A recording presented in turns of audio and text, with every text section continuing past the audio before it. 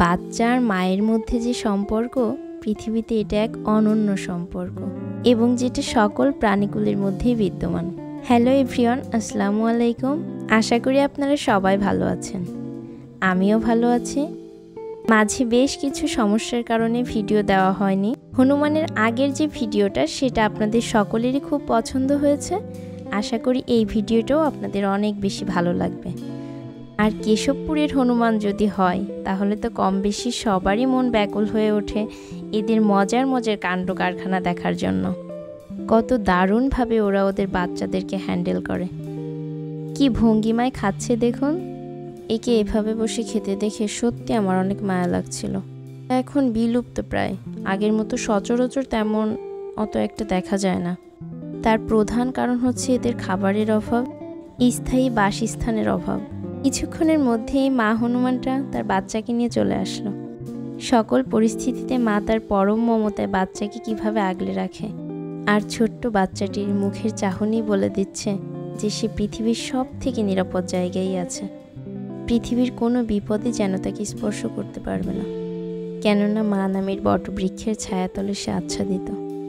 পৃথিবীতে যাদের মা নেই এবং যাদের মা থাকা সত্ত্বেও পারিপার্শ্বিক অনেক কারণে মায়ের আদর থেকে বঞ্চিত, তাদের মতো হতভাগা কে আর আছে। আর এই হনুমানটাকে খাবার দিতে গিয়ে আমি অনেক বেশি ভয় পেয়ে গিয়েছিলাম, কারণ আমি ভাবছিলাম জিলাপিটা আমার হাতে রেখে ওকে খাওয়াবো, কিন্তু ও তো সেটা খাবে না, আর আমিও ছাড়ছিলাম না। ওরা খাবারের জন্য আসলে অনেকটা অসহায়।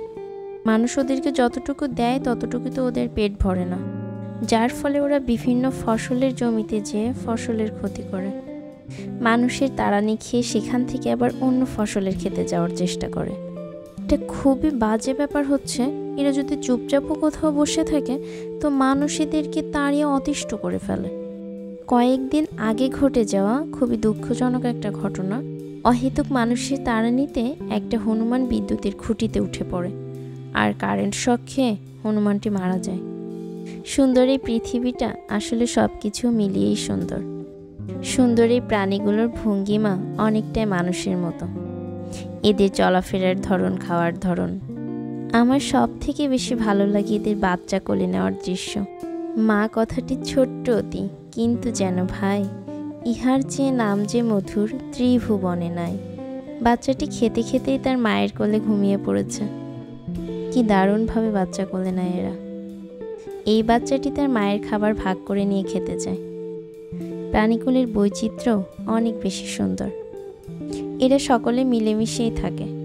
অবলা প্রাণী হয়েও এরা নিজেদের দলের মধ্যে কোনো দ্বন্দ্বে জড়ায় না, যেখানে মানুষ নিজের পরিবারের সাথেই দ্বন্দ্ব সৃষ্টি করে। প্রাণীগুলোর দুষ্টু মিষ্টি কাণ্ড দেখতে অনেক বেশি ভালো লাগছিল। আর বাচ্চাগুলোর যে মিষ্টি কাহিনী, মায়ের সাথে খুনসুটি, খেলাধুলা। এই বাচ্চাটা লাঠিটা নিয়ে খেলা শুরু করে দিয়েছে। সকলে মিলে যদি একটা কার্যকর ব্যবস্থা গ্রহণ করা যায়, তাহলে এই নিরীহ প্রাণীগুলোকে বিলুপ্তির হাত থেকে বাঁচানো সম্ভব। কিছু কিছু হনুমান আছে যারা আবার প্রেগন্যান্ট।